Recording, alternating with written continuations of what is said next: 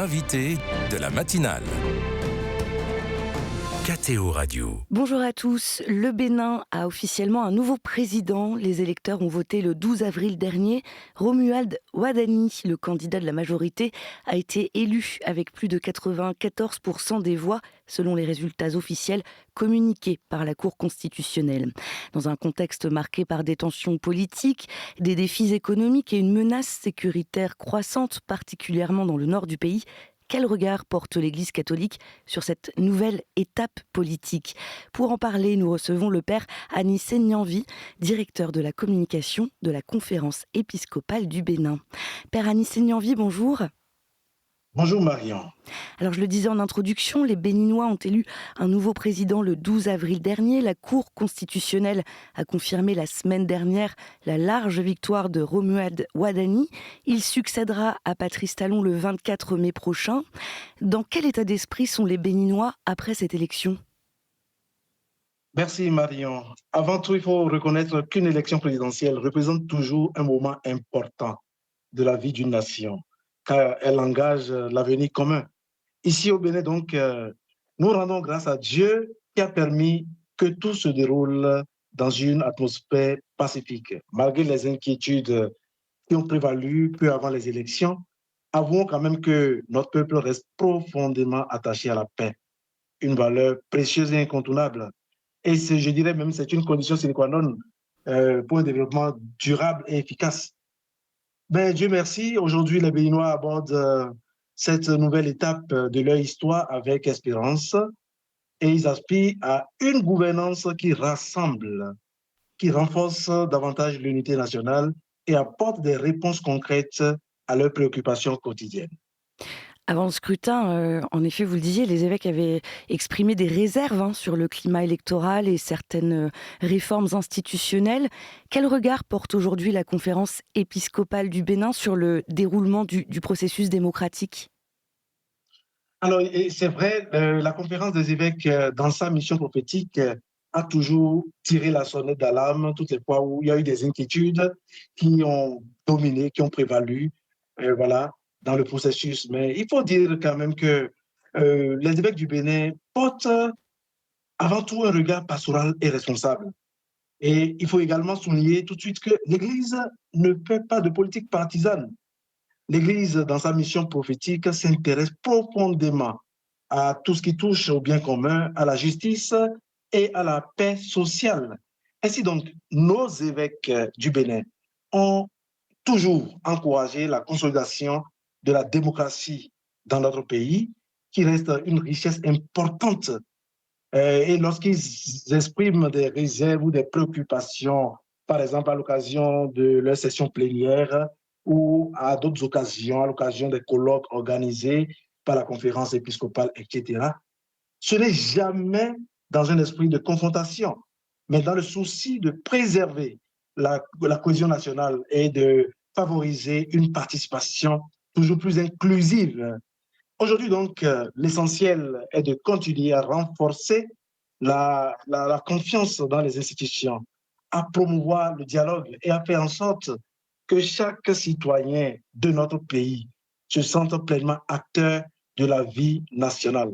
Donc voilà un peu le regard général que porte la conférence épiscopale du Bénin sur le processus démocratique aujourd'hui dans notre pays. Quelles sont justement les priorités politiques et sociales alors pour ce nouveau pouvoir ? Les priorités sont claires. D'abord, nous sommes dans la continuité et il y a quand même de nouveaux défis qui nous attendent. Et les priorités sont claires et doivent rejoindre les attentes profondes des populations. D'abord, fraternité, justice, travail, c'est notre devise nationale. Ainsi donc, les Béninois espèrent profondément que ce nouveau pouvoir mette un accent particulier sur les valeurs démocratiques, sur la paix, la justice sociale, la poursuite des efforts de développement engagés par le pouvoir sortant, l'emploi des jeunes, l'amélioration du pouvoir d'achat, l'accès à l'éducation, à la santé, ainsi que le soutien au monde rural, aux populations les plus déshéritées. La sécurité également, notamment dans le septentrion, c'est-à-dire la partie nord du Bénin, reste également une priorité majeure, car sans quiétude, sans paix durable, il est difficile de bâtir un développement solide.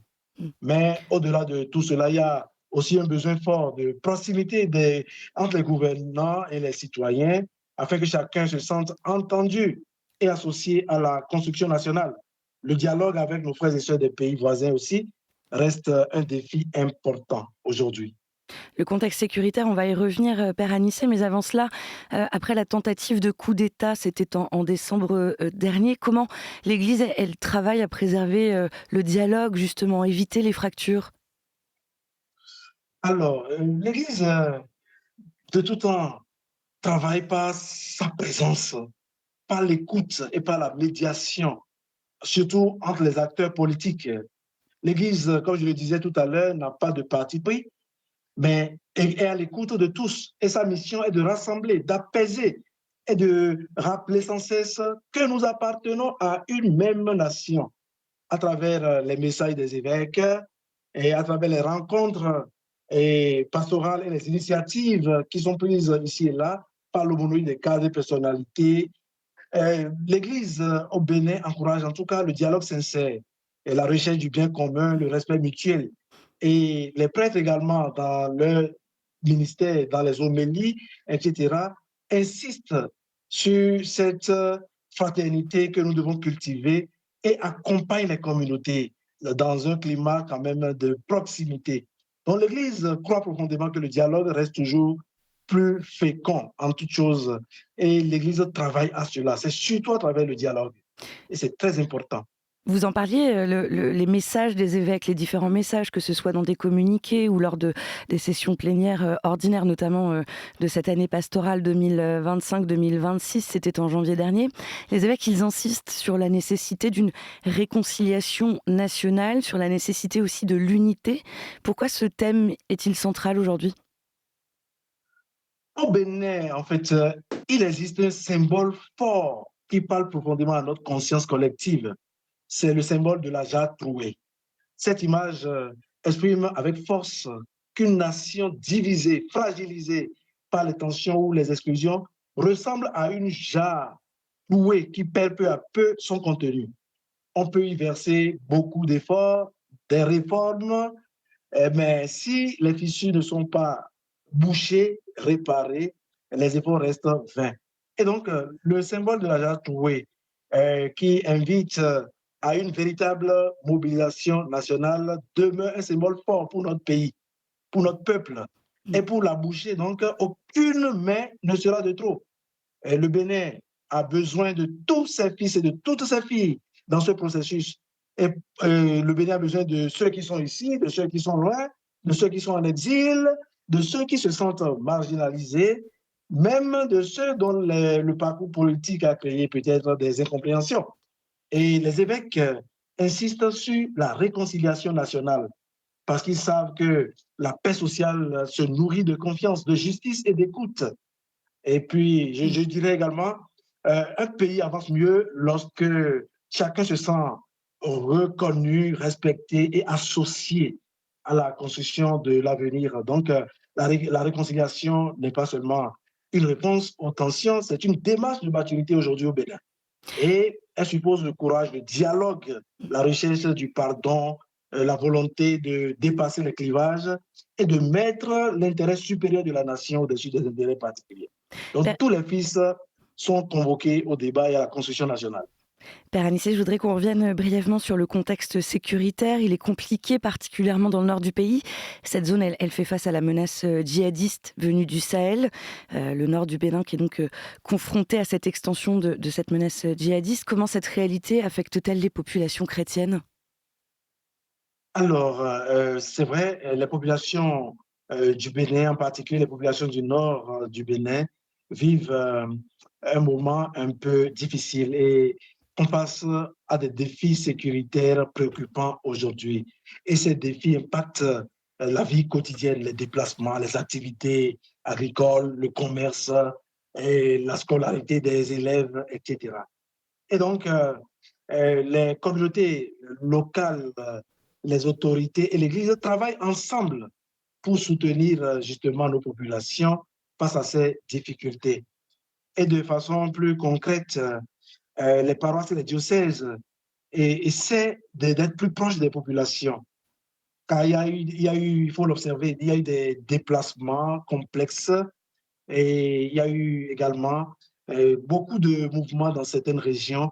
Donc l'Église reste préoccupée, l'Église reste présente quand même.